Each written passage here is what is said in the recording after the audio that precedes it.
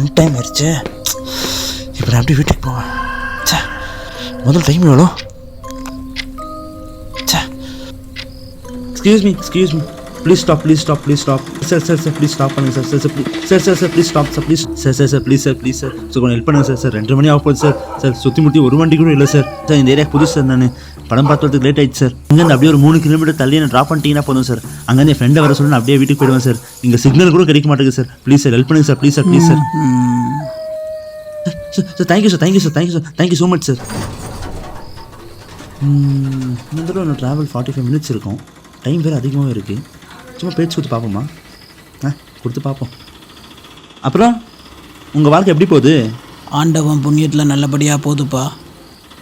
இனி போவோம் அதில். என்ன சொன்னீங்க? ஏங்க சும்மா சொன்னேங்க. அட என்னங்க நீங்கள்? அப்படியா, சரி.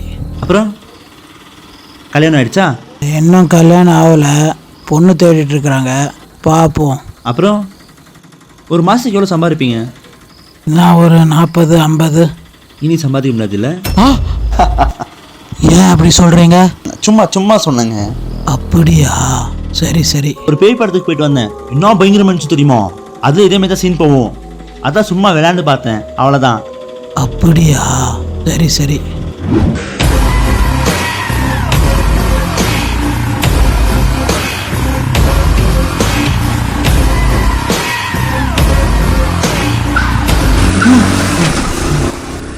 என்னங்க ஆள் பிடிச்சிட்டீங்க?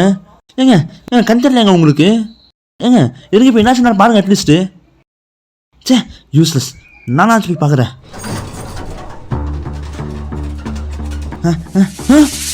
யாரும் போய் காணும்? எங்க ஆட்டோ காணும்? என்னடா இது ஒன்றுமே புரிய மாட்டேங்குது. என்னது இது?